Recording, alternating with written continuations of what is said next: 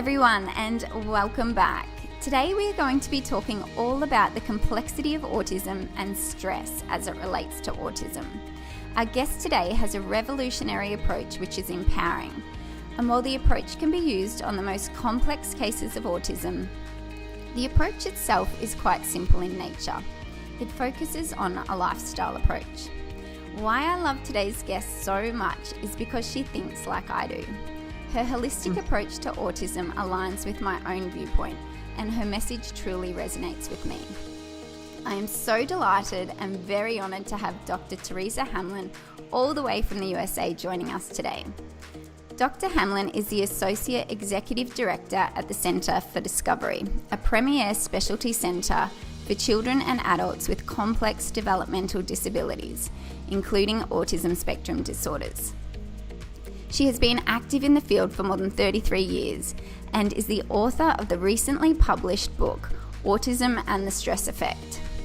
Dr. Hamlin lectures nationally and internationally about the physical, mental and social development of children as they relate to health and educational practices for those with complex developmental disabilities. She has developed a whole body approach to teaching called the Health E6, which is practiced at the Centre for Discovery.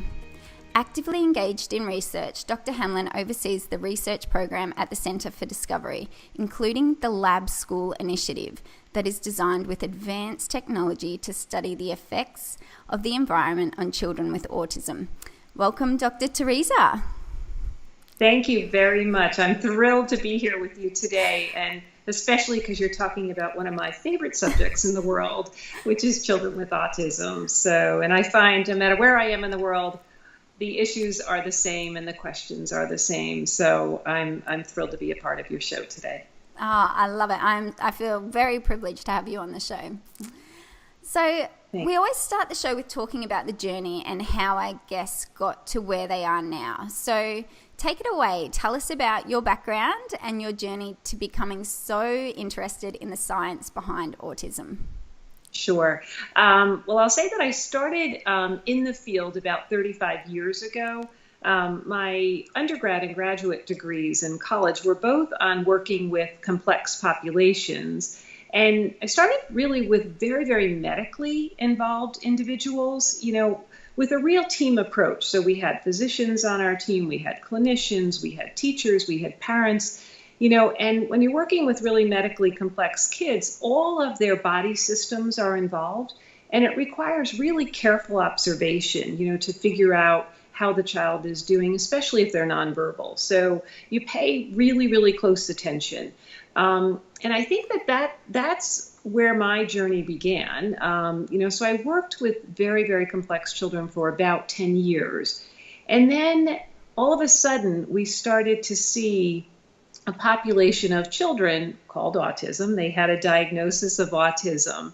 And what I was understanding in the field from my colleagues is that these were kids who had severe behavioral disorders. So they had, problems with social skills and communication and these repetitive behaviors, but they were behaviorally disordered kids. And I think I used my observational skills to say, there's something more going on here. I don't think these are just behaviorally disordered kids. It seems to me like there are other systems involved here.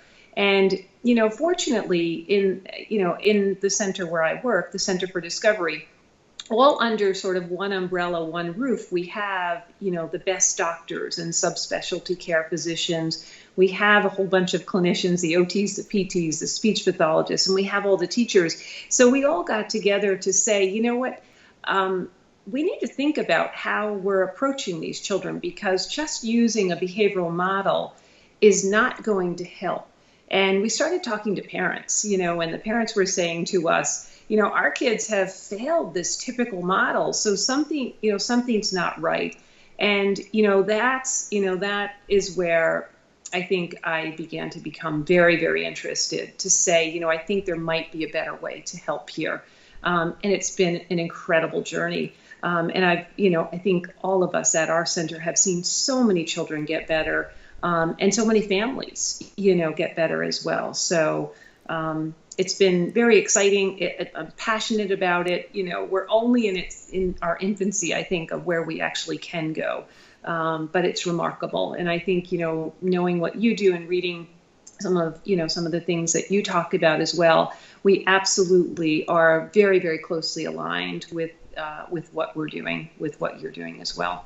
So that's been my journey. Yeah. Amazing. And I do love your whole body approach and everything that the Centre for Discovery is doing. And we're going to dive right into that a little bit further on. But first, I wanted to get into what your thoughts are on autism and what you think it is, because this can vary depending who you are. So I'm interested on your thoughts on the topic. Yeah. So, and that's what I always say. That's a really difficult question because I don't think anybody really knows yet. From a biomedical standpoint, we're not really sure. We're in our infancy, as I said. There's a lot of genetic testing, that's going on right now. So certainly there's a genetic component, but there's also an environmental component, and there seems to be a lot of dysregulation in the body itself. So it's a brain and body problem, and it is really, really complex. And sometimes I talk to families about the fact, it's almost where cancer, we're where we are in autism, where cancer studies were maybe 40 years ago. So, today, if somebody says they have cancer, we say, okay, where is it in the body? What type is it? What stage is it? And we know something about the outcome then and treatment. Where we are with autism right now is, if a mom says to me, my child has autism, nothing. You don't understand what treatment, you're not understanding what outcome. You may know a little bit about severity, but that still doesn't even tell you about outcome, because higher functioning kids with autism are the ones who are committing suicide, in their, early teenagers and or early 20s. So we don't know a whole lot yet. What we do know, though, from some of the research, is that the autonomic nervous system, the cerebellum, which is, responsible for balance and movement and those kind of things, the frontal lobe is involved. The gastrointestinal system seems to be abnormal. There are immune problems. So there's a whole bunch of things that are happening, and yet they happen differently in different children. So it's highly complex. We're, as I said, we're in our infancy. It's going to be quite some time before we really understand the underlying mechanisms and really have very, very targeted treatments. But I'm hopeful, as I think I've seen, and I'm sure you have over the past decade or so, that people are starting to ask different questions. They're seeing it more than a behavioral disorder now, and they're understanding that these kids do have other medical problems. So I'm really hopeful that we're going to get there. So it's highly complex to question. Yeah, that's it. And I think this is really a new way of thinking, because previously we thought it was just a brain-based condition and we can't do anything about it. Do you find that your way of thinking, this new way of thinking, that it is a whole body condition, that is this becoming more accepted?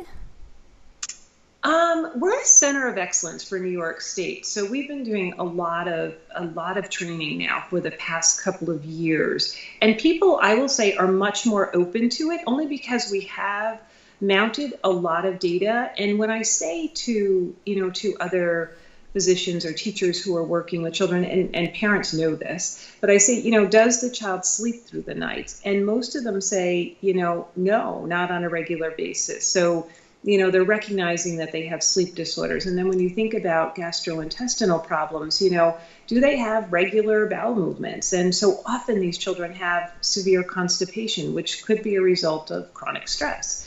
Many of the children either have seizure disorders or they develop seizure disorders in their teens.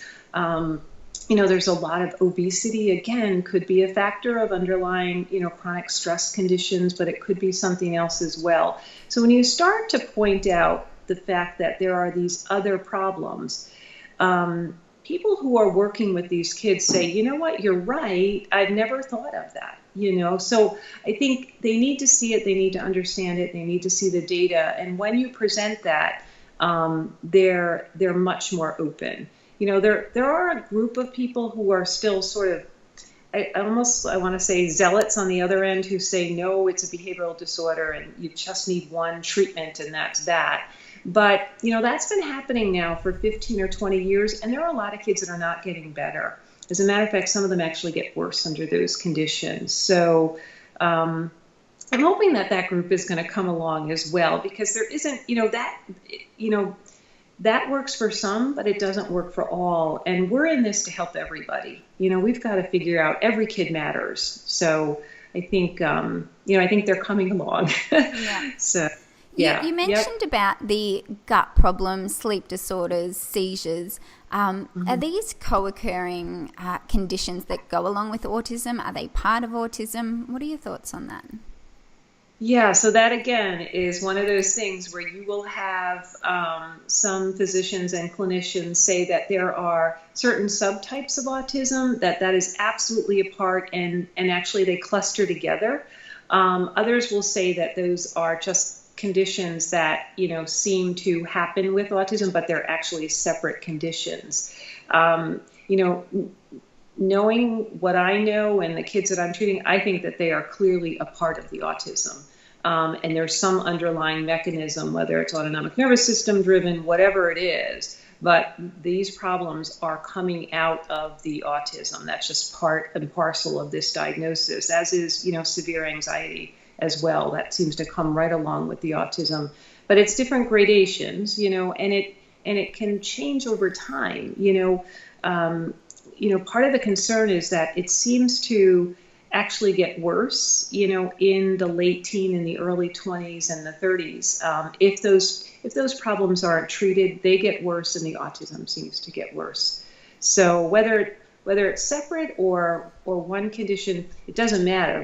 What has to happen is that all of these things need to be treated, and we need evaluative tools, to understand, whether kids have these problems or not. So.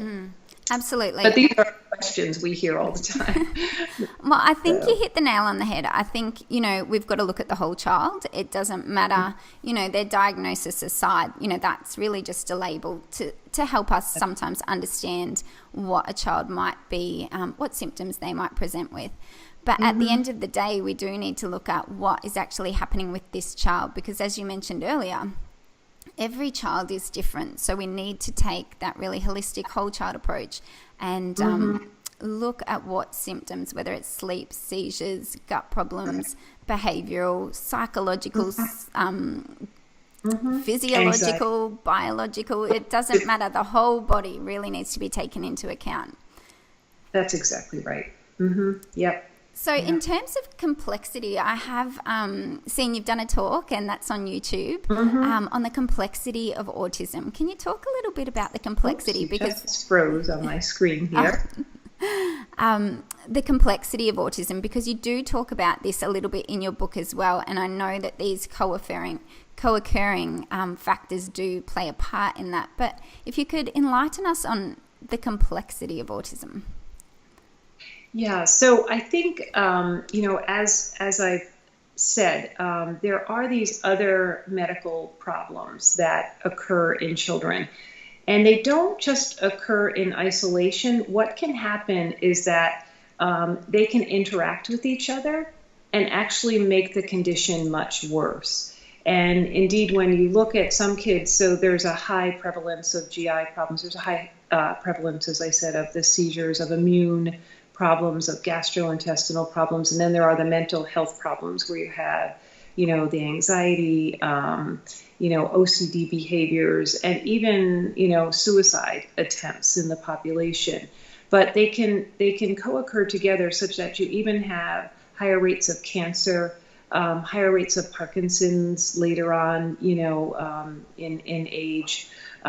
So that, and they can, as I said earlier, they can change over time. So they can be worse in the teen years. They can get a little bit better from time to time, and then get worse again. And some kids have, mild forms of all of these things, and other kids have more severe. And yet, again, it still doesn't tell us a lot about outcome yet. So, but we do need to screen for all of these conditions. We're working, and we should release over the next year, we're working on a set of screening tools that would be, widely available, that look at sleep disorders, gastrointestinal problems, general medical conditions, and then the nutritional part, the eating and nutrition, because as we know, these kids, many of them have highly selective diets. They self-select, and so they have immune, nutrient, and vitamin deficiencies as well, which can cause other kinds of problems. And they mostly end up being obese. So it's a lot. It's a lot. And I think a set of screening tools that are very, very organized in terms of what questions they ask could really, really help families, and it could help physicians who are treating these children. So I think it's important. And we are moving, with some of the experts to release some of those tools. What I found interesting about your talk was that you said that often the autism community is operating in these little individual silos, and that the health professionals and the parents and no one seems to be talking to each other. So we all have this little piece of the autism puzzle, but we're not putting it together. That's a huge problem. So so each little discipline is collecting all of this data, and I talk about a data paradox, right? We know so much in isolation, but it's never brought together such that you get a complete picture of the child. And that's a reflection of the system itself, I think. Doctors are in one place, and they only have a limited amount of time. Teachers are during the day, and they're working with the kids. Clinicians are often pulling kids out and doing their thing. And then parents are, bringing their kids to the subspecialists. And the poor parents, they, run around with volumes of information, and they're the ones that are trying to put it all together. And it's really hard, and they get really, really frustrated very quickly. So, we need a better system of how to put all of this data together. And that's another part of our research, developing robust data systems that you can capture all of this and develop, appropriate algorithms that can, understand that data in a very meaningful way and give it back to us. But it is a problem. It's a system-wide problem. No matter what country I go in, everybody is sort of doing their own thing, and we haven't brought it all together yet. So it's really important.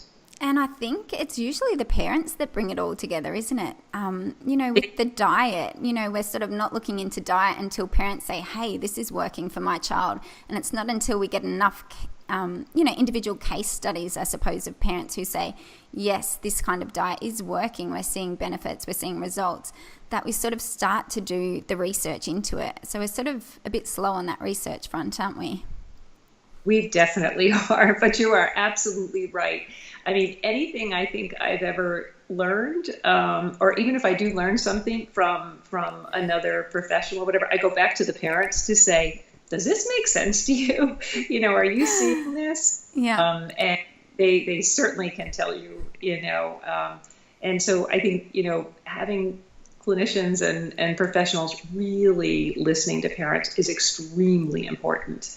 They know their kids the best, and I think the parent groups are the ones, when parents get together, they're the ones that are pushing the system forward.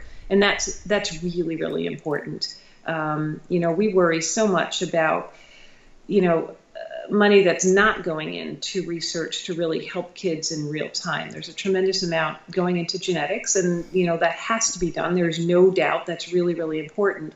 But there has to be money that's going into programs right now that parents are leading to a certain extent. They know what's working for their kids, and we have to invest in that as well. So.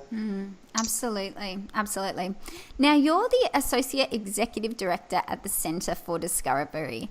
And I have to say, I will be coming over to see you one day when I get to America. It's definitely on my to-do list. It is just amazing what you guys are doing over there. You're part of some groundbreaking programs and research. So can you tell us a little bit about the Centre for Discovery? Because I'm sure there's a lot of parents here in Australia who aren't aware of the centre and what you're doing. So What does it look like? Where is it based? Who attends? What's the mission? Tell me all about it. Oh my goodness. Okay, so it's a lot. It's a fantastic place. It's designed for children. We do have adults too, but it is absolutely a place where every kid would want to be. We're located in Harris, New York, which is about an hour and a half outside of New York City. It's northwest of New York City. It's a beautiful country setting. We are on 2,000 acres of land, so it's very big. We have a lot of children, so we're a residential program, so we have 300 individuals who live with us. We're a school program, a certified school program, so we have another 280 children who just come to school there.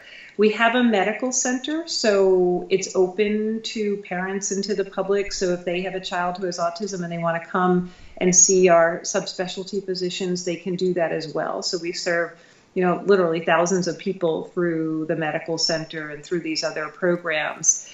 We are a center of excellence for New York State. We have the full research component. We have researchers from all of the major universities throughout the United States. We are in the middle of designing a children's hospital, so we'll have a children's specialty hospital, which is designed for just a short-term stay. To really do complete biomedical work on children. They can stay upwards to 6 months if they needed to, but we're looking at much shorter stays, most likely, where we can bring all of our resources to bear and really work with the family. Families will be able to stay there. They can participate in the training and in the evaluations for the children. But we have a huge farm. We grow all of our own food. We really pay close attention to the environment, so the physical environment as well as the natural environment. And wherever we can, we build buildings and use colors and, use building construction materials that help reduce stress, that are non-toxic for the kids. These are kids who are chronically stressed all the time, and our research tells us that. We know that for sure. So anything that we can do, whether it's toxic stress, whether it's social stress, my staff are trained that they have to be generous and beautiful with kids. They have to be loving, or they're not going to work at the Center for Discovery. There's absolutely no way that a child is ever going to be yelled at, that is ever going to be, negatively, enforced or anything. That's just never going to happen at the Center for Discovery. Our kids deserve the best, and they cannot experience added stress. They really can't. We're there, to help them get better. So there's a lot of staff training. There's huge wellness programs. There's gyms and horses and cows and chickens, and it's just any kid. We have a daycare program, and then we have summer programs for school kids. So even our local school children who come through, often say, "Can I go to school here?" So it's just one of those places that it's magical.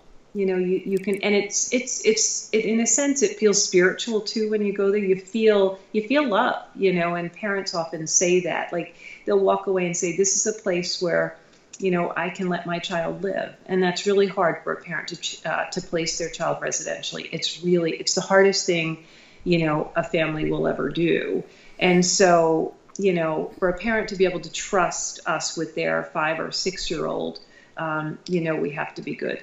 So we would love to have you. Yeah. I would love to see it in action. I mean, it's nothing like I've ever seen before. I haven't seen anything like it. And what I love is it comes from such an integrated model. Looking at the organic farming, having a look on the website and the kids out there on the farm. Like, I love that natural component of the centre. Because, we're not tapping into that these days. It's all technology driven, which is important too. But I think we do lose touch with nature and real food and where food comes from, and just a real lifestyle approach. Yeah, absolutely. The food is a big component of ours, only because, kids come in on these, sort of processed, I will say, terrible diets, often just because they'll only eat chicken nuggets, or French fries or cheese or whatever. And so, we do blood tests on that, that's part of our medical component. We realize that they're significantly deprived in terms of essential nutrients and vitamins and things. So we very quickly, through the farm, by getting them to interact with the cows and the chickens, and, they help grow their own food, they eat it readily then. It's not very difficult for us to get a child who's only eaten 3 things, for their first 10 years of their life, to eat a whole foods, plant-based diet within a couple of months. So, and it's because they're a part of it. They're out there, they're seeing it, they understand it, they're participating in it, they help cook the food. It's remarkable, but they respond beautifully. It's unbelievable. Yeah. And I did read that only the most complex cases come to the centre. Mm-hmm. Is that right? It is, yeah. So especially in our residential program, in order to qualify for the Center for Discovery's programs, you really have to, and this is, this again is just a fault of the system, you have to be rejected, the child and the family, from the public school. So the public school has to say they can't take care of you. Then we have another layer called the BOCES system. They have to say, no, child, is too complex, we can't take care of them.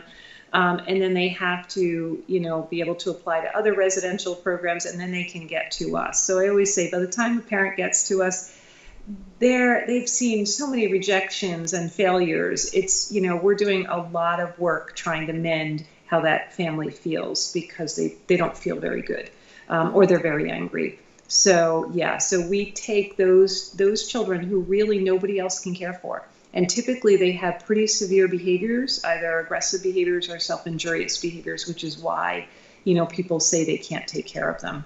So there is that really complex profile. And those are the kids that we see have all of those co-occurring conditions, at pretty extreme levels. But we do, through our clinics, see children that, are less complex.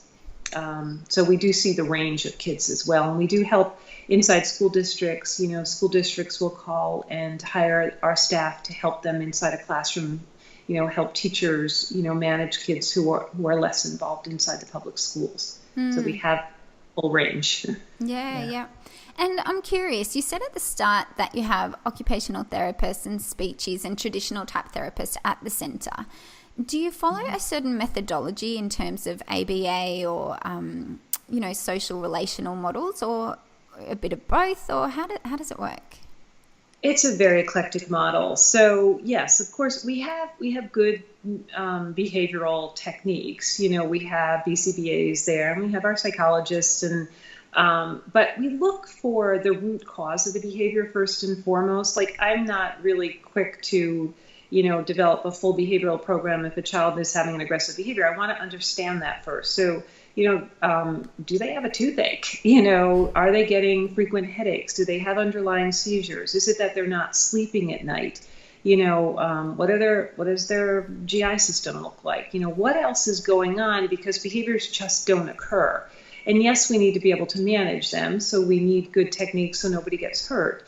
And that's where our behavior specialists can help us. But we want to understand what's actually happening. Is it a sensory processing issue, that's really overwhelming them? And so the whole team comes together, and looks at the profile of the child from every single aspect until we figure out what's causing it. So it's, it's not simply a one shot, that's it, we'll give this child a behavior plan and things will be wonderful. So. Yeah. I love it. Now, could you give us any case studies of children with autism who have attended the centre? Sure. Yeah.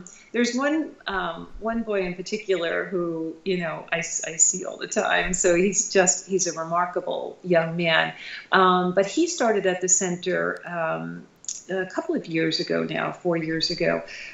He was expelled from school. He was 280 pounds. About 5'9", 5'10", big boy. But he had, pushed a teacher and, really injured some other people in school. So they said, we don't want him in school anymore.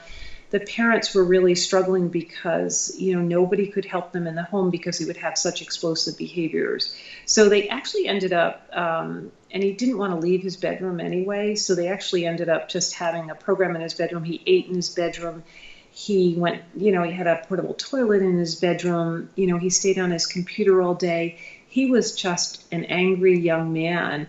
And they called us to say, look, we're either going to have to place him in what's called a forensic institution, which is for criminals, for individuals with developmental disabilities and criminal acts. And they said he's either going to go there or can you help us? So, we went down with the team and, just saw the conditions and, the parents were calling the police on him all the time and, they were putting him in handcuffs. So we said, what, this is really not going to be easy, but I don't want to see him go into a forensic, and his parents didn't. So we said, let's bring him in and see what we can do.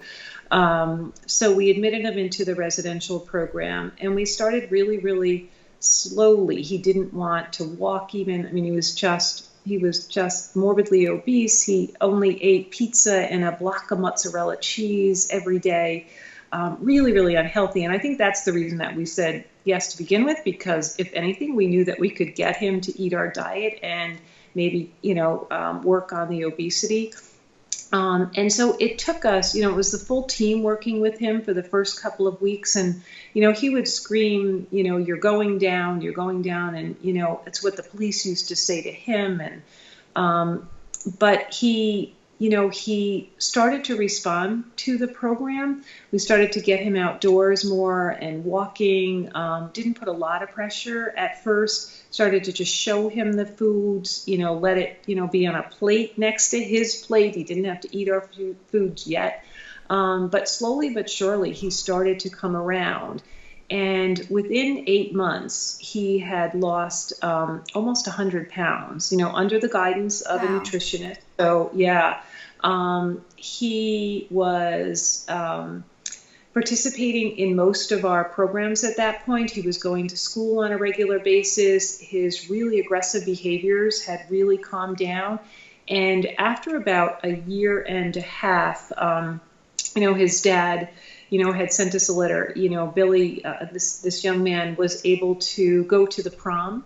He had a date. He was very excited about it. He participated in our prom. He went home for Thanksgiving dinner and sat at the table with his whole family for the first time. His mom said it was the first time in a decade that he actually sat at the table, used a fork and a knife, and there was no fear that he was going to throw that or do anything. And today, he works on the farm. He, is in charge of the chicken production. He's just remarkably goes to Main Street. He goes shopping. He interacts with people. He still has autism. I mean, you can still hear that his voice is a little bit different. He can get agitated sometimes, but at least he can say to you, look, I need a break. I can't handle this now. But it was a remarkable, remarkable story. And we have so many like that, kids who just were doing so poorly and now, are back and they're part of their family, and, you actually, in a sense, you help the whole family. The whole family is better then. So the parents aren't in crisis anymore and they're happy and their marriage is better. And, absolutely. The whole thing changes for everybody. So those are remarkable stories, and we have a lot of them. We have a lot of those. It's incredible, and I think it really gives parents hope that things can change and behaviours can change and just life in general. Like you said, for the family, it totally impacts the whole family's day-to-day life. Life is stressful not only for the child but for the whole family. The whole family feels it. So I think that could be just the injection of hope that listeners could be wanting to hear today. Absolutely. Now, you talk about in your book, Autism and the Stress Effect, this new framework of intervention based on a lifestyle approach. Sure. Could you talk about, because it's based on stress, could you talk a little bit about stress and how it affects children with autism? And then we'll dive into the 4 different components that you talk about in your book. Yeah, sure. So we have a research program that we've been initiating or running for the past 7 years now. And so it was sort of born out of observation of these kids, really looking at them, thinking that, you know what, they seem to be really stressed, and then listening to families to say, you know, my kid is anxious all the time and the whole family is anxious, you know, and sometimes we go into homes and even the dog would be anxious because, you know, everything was so revved up. So we reached out to some folks at MIT just to say, look, we want to be able to measure stress. We want to see if really what we're seeing is actually happening. So we want to know something about what's called the autonomic nervous system, whether that's activated all the time, and that would be a sign of chronic stress. So MIT had some research grade physiological monitors. And so it just looks like a wristband that the kids wear, but it's actually measuring what's called a galvanic skin response, which is sweat coming off the skin. And so when somebody goes into, you know, fight or flight, and that's part of this, you know, part of the anxious state, you know, the skin begins to perspire, the pupils dilate, the heart, you know, rate increases, blood flow increases. So they're getting ready to run, right? As though, you know, it was a saber-toothed tiger from years ago coming after you. That system is so primitive, but it's what we have right now.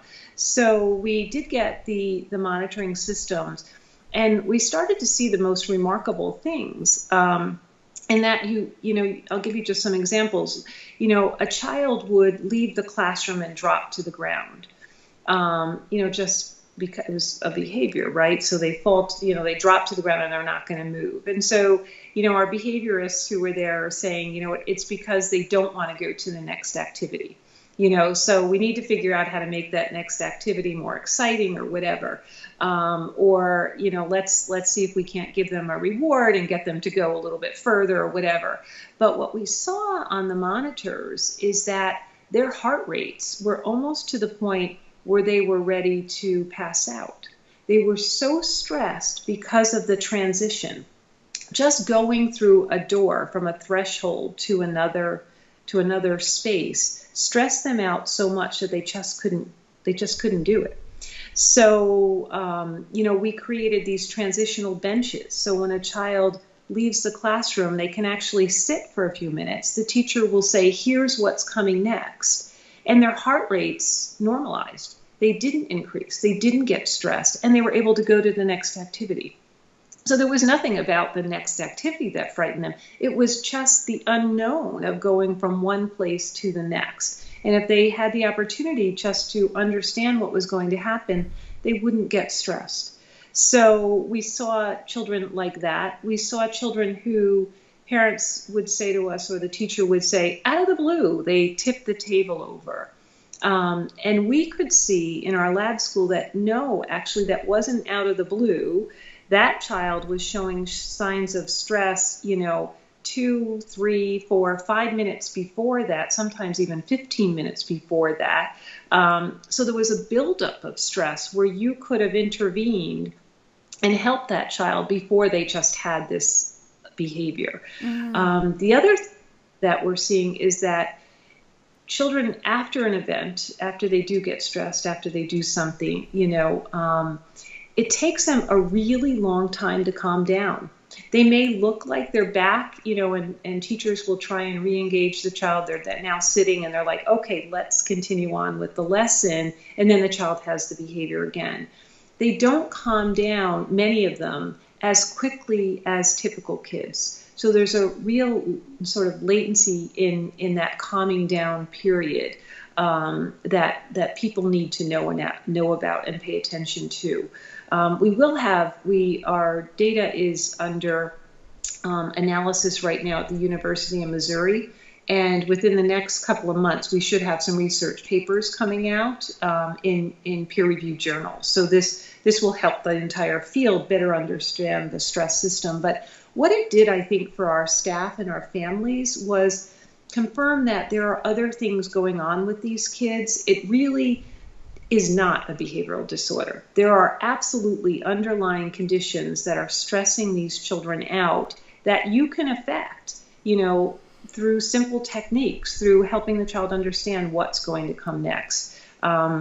medical problems definitely pile up. There's no doubt that if a kid did not sleep well the night before, they're not going to do well in school. And that's true for any of us. So it's sort of common sense, but I don't know, for whatever reason, when it comes to these children, we throw common sense out the window sometimes, But what we see, if a child doesn't sleep well through the night or whatever, their stress system is activated. So, the problem is these kids, are suffering from chronic stress. So there's a pile up of things. So what we try and do is sort of untangle and take that pile away as much as possible and lift those things out or off of the child as much as possible so that they can function better on a daily basis. And that's what the model was based on, understanding that these kids are experiencing so much stress. We sat down as a team to say, okay, what can we do? What causes the stress, and what can we do to either alleviate the stress or help the body get healthier so that it can combat some of the stress. And that's where the model, that's how it was born.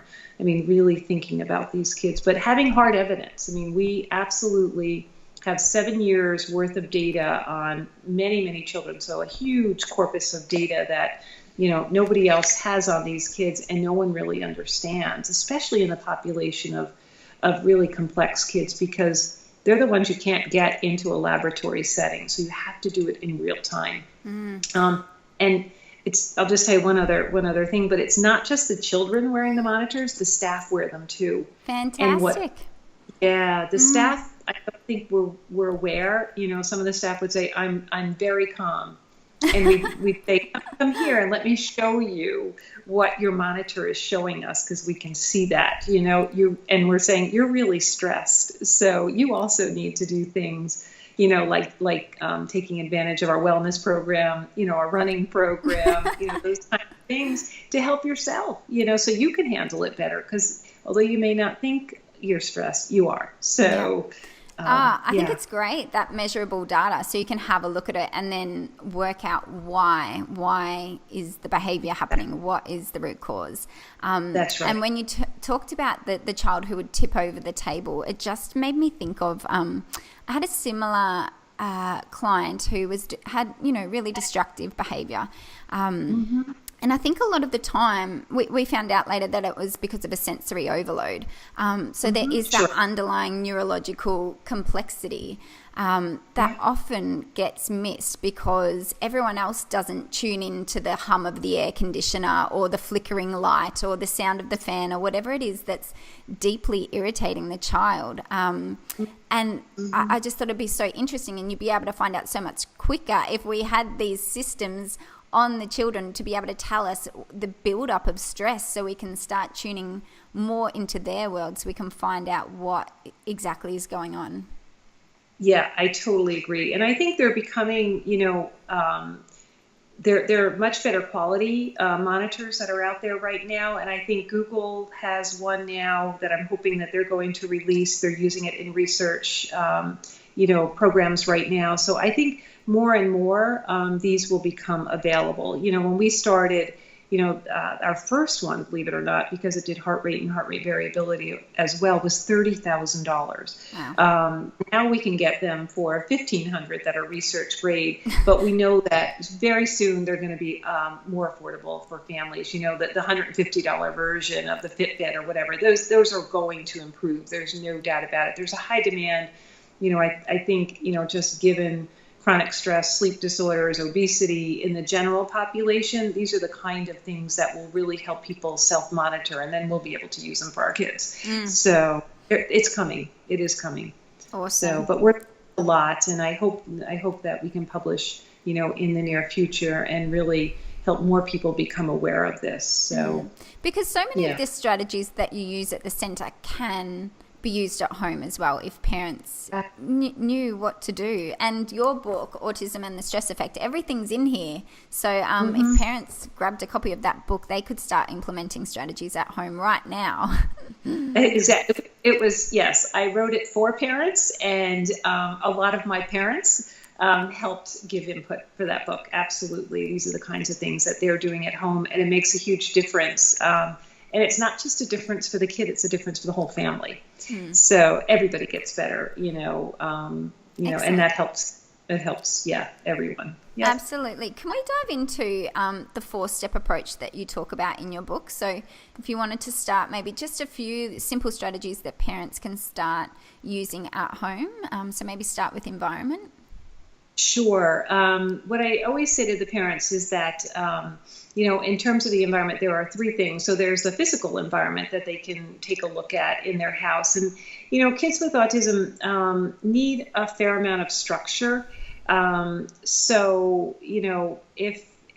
if they have a kitchen table that they use to eat at, and the kitchen table is also the place where you do your homework and do all of those things, it's pretty confusing for kids. So if they could designate in their house, like, this is the place where you do your homework, and this is the place where we eat, and, this is the place, where we have our family games or whatever that is. But if they could organize the house a little bit more, and sometimes it's hard for families.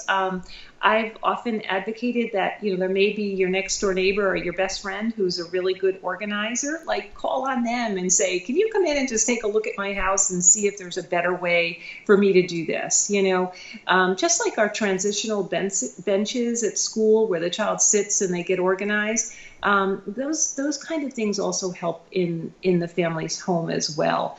A bedroom should be for sleeping. But if there's, time after school that they go in there, having a schedule. So the temporal part of the environment is also important. When activities happen, the time of those activities, and making sure the kid understands that, the child understands when things happen. So creating a schedule is also, a way to help organize the environment for their child. The other thing is the social environment. And, I often say to families, look, your children don't need 10 friends. They don't need 5 friends. 1 friend is really, what a child needs to make a huge difference. So work with the school. Maybe they can help with a play date. Maybe they can help your child form a relationship, because that's really difficult for kids with autism. But, just having a social environment with 1 friend can make a huge difference. And just try and keep it as positive as possible inside the home environment. And I know that's tough because everybody can get really stressed from time to time. But if you can really just keep the environment organized as much as possible, and as I said, call on other people to help. That's what I always say. So that's what friends are for. Let them help you. Exactly. So that's the environment part. And softer colors are always nice. The light greens and the blues and those kind of things are calming colors. So, as much as possible, if the environment could have those types of colors, and that's how our buildings are designed, those are the color palettes that we have. Anything that we can do to reduce that stress is really, really important. Yeah, it sounds like trying to create a really safe and secure environment for the child. That's exactly right. Yeah, the more you can do that, the less anxious they're going to feel. And the calm they're going to be. Yep, that's right. Great. Well, let's jump to the second step, is eating, revolves around eating. Yes. What are your main tips here? Because, this can be so confusing, for parents in general, but then for parents who find out they have a child on the spectrum, where do they start? There's so many different dietary approaches out there, and you're really bombarded with lots of different information, and it can be an absolute maze trying to get through it. What's your recommendations? Yeah, our recommendation is really a whole foods, plant-based diet, no matter what. So some kids do okay with the gluten casein-free. It's really, really restrictive, and there can be some real nutritional problems with that diet if it isn't implemented in the way that it needs to. The research tells us, though, that only a few kids really respond to that. It's a very small number that it really has a major effect for the child. So we really do promote, on a whole, for a plant-based whole foods diet. we recommend really staying away from processed foods. And those are the foods that are sort of in the middle of the grocery store. The whole foods are in that perimeter usually. Most of them are refrigerated, the fresh meats, the fresh vegetables, those kind of things. And we say that because the processed foods, if you look at the ingredients, they're not real. So your body is going to have a stress response. It's going to have an immune response to those foods. And so it's not good for you. It's not healthy, in the end. So as much as possible, a whole foods, plant-based diet is the best. And, as I said, we work with hundreds of kids, the most severe kids, and every one of them does well on that plant-based whole foods diet. Really, we probably only have at this point 4 kids that really need a gluten-free diet, and there's no doubt their behaviors get significantly worse. Their GI problems get significantly worse when they have gluten. So that is real, but it's a really small percentage of kids. But I would start with the whole foods plant-based diet and see how the children do.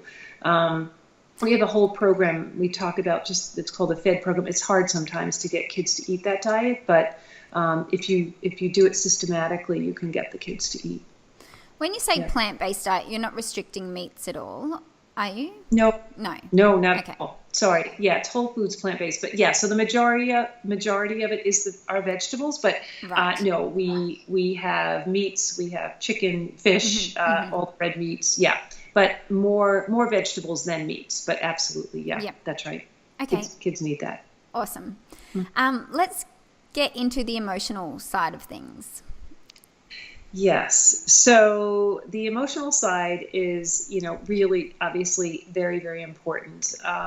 Kids, on the spectrum have difficulty regulating their emotions, and they don't necessarily understand the emotions of others, nor do they understand their own emotions. So there are a couple of programs, but the 5-point Likert scale, really teaching kids through visual modeling, what it's like to be really, really stressed, and the color coding of those things is really important. So for our kids, if they're feeling really stressed, we'll show them a red dot and just say, you're here right now, and we want to get into the blue zone. So what are the kind of things that you need to do to get into the blue zone?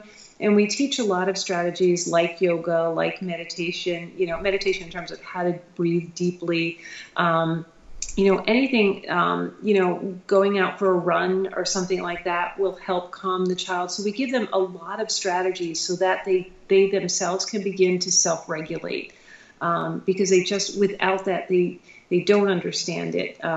We also teach a lot of, techniques to read facial features. So we have a very big creative arts program. So kids are in plays. They're acting out all the time. So you can be the angry lion today, or, you can be the happy, kangaroo, if you will, whatever it is. But we teach through that, and the children love that.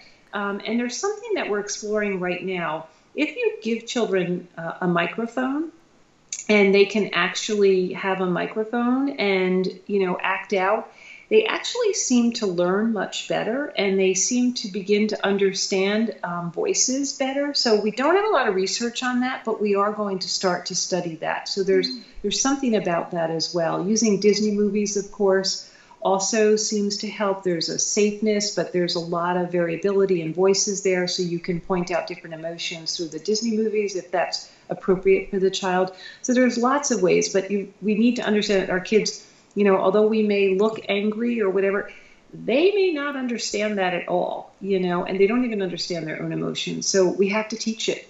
They're not going to learn it vicariously. They absolutely must be taught. That's what I always say too. We explicitly teach maths and English, but some kids need to explicitly be taught social skills because they're just not picking it up from their environment. That's exactly right. Yep, that's spot on. Yeah. Awesome. Yep. So we have covered 3 of the steps. We've looked at the environment, we've looked at eating, and we've now just looked at the emotional. Let's dig into energy regulation. That's the 4th step. Yes, energy regulation is really important. Again, we're working with children who don't have a good, what's called circadian rhythm. So they're not sleeping well at night. They don't really have a good sense of day versus afternoon versus night. So you have to have sort of anchors in the day and create really good routines for kids, and give them visual schedules so they understand that, so that, they start to know when, what time is breakfast. So it should be a fairly consistent time every morning. When do they go to the bathroom? That should be a fairly consistent time. When is lunch? When is dinner? So meal times are sort of those anchors that help create a circadian rhythm. When do they have bath time or shower time? That's also really important. When do the lights go down? That prepares you for sleep. Those things are really important. Their systems are so dysregulated that they really don't have those natural rhythms. So those anchor times are very, very important. And they're important for families, I think, in general. And it's really hard because we're harried nowadays. The one parent's working and this one's changing that routine. And, there's a bit of frenetic energy around families. But if you can move it back to just have some real routines, that will help, that child do better overall. But sleep is really, really critical. And that's part of energy regulation. Kids need a fair amount of sleep. Depending on their age, some of them need up to 10 hours of sleep a night. And yet we find, for our kids that they're often, up during the night, or they don't fall asleep till very late, or sometimes they don't sleep at all. So having a good bedtime routine, and Terry Katz is a sleep researcher. She and Beth Mallow. Terry's out of University of Colorado. She has a couple of books out on creating sleep routines. She's one of our faculty. But having a good routine is really, really important.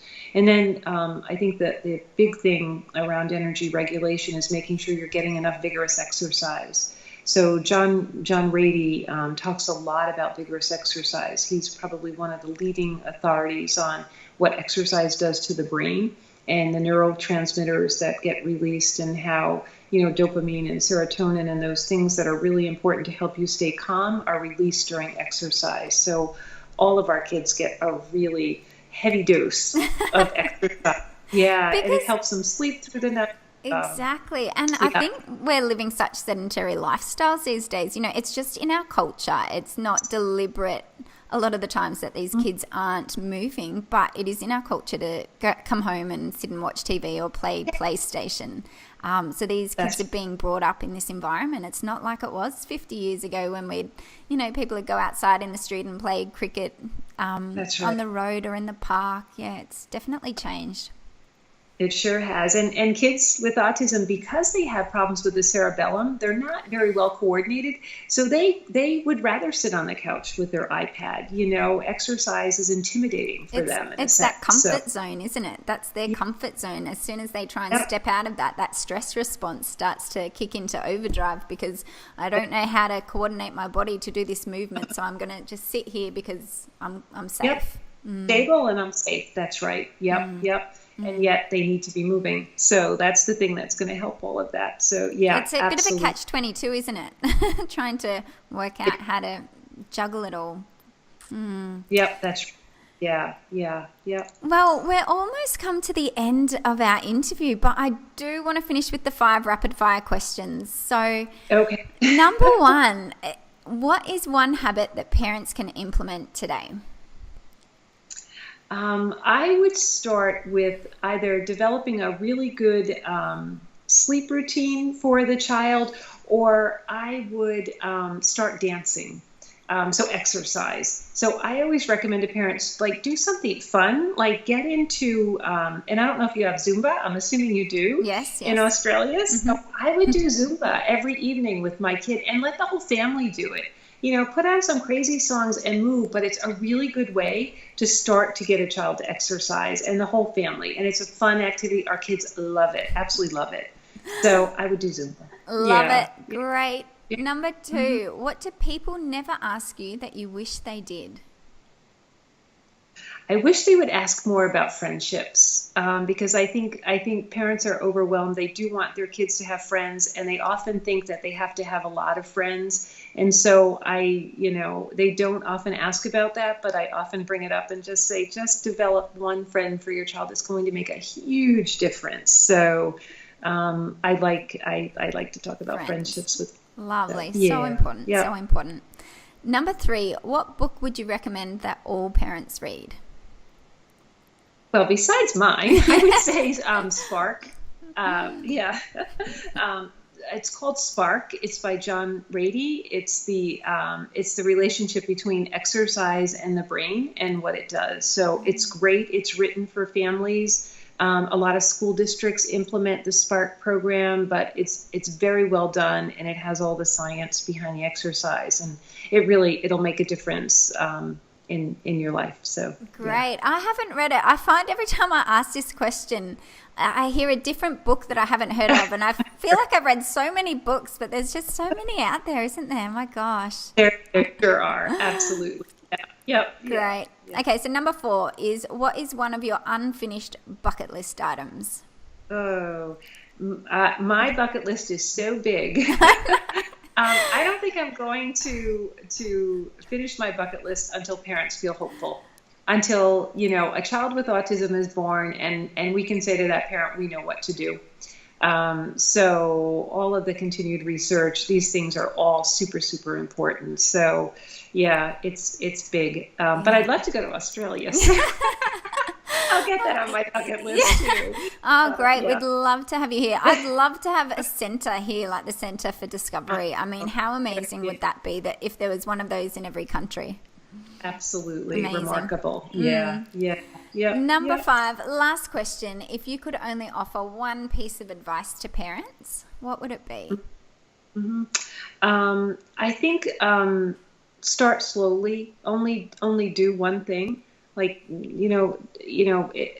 whether it's looking at the environment or starting an exercise program or, trying to eat a little more healthy, I would just do one thing and do it slowly. You can't do it all at once. You're going to be overwhelmed. Parents are stressed as it is. So choose one thing and don't put a lot of pressure on yourself. It takes time, but it can happen. Yeah. Perfect. That's lovely. It's so true. It's so true. You've got to start small with the big picture in mind, but small steps. That's right. Awesome. Yeah. So how can our listeners find out more about your work? I do have on Facebook, Autism and the Stress Effect, or even going to our website, which is the centerfordiscovery.org. And people can, tune into what's happening at the center right now, and see some of our videos and, hear from some of our researchers. So that's probably the best way. Yeah, absolutely. And even on the Centre for Discovery Facebook page, because that's where I did see one of the video clips. It was so heartwarming. It was of the kids did a Lion King play, I think it was, a concert. That was just amazing watching that. It was so beautiful. So beautiful. Yeah, that's part of the creative arts program. Yeah, it's remarkable. And if you knew the stories behind those children, you would know how remarkable that really was. Oh, absolutely. Yeah. So everyone jump on and follow. Thank you so much, Dr. Teresa. You are a game changer. You're a thought leader and an absolute trailblazer in the autism world. So it's been an absolute privilege to have you and soak up all your knowledge and wisdom. And I love your way of thinking, because it's how I think. So thank you so much for being with us. I'm really glad you had me. So thank you very much. I look forward to meeting you in person. Okay, absolutely. Bye. Bye-bye. Bye.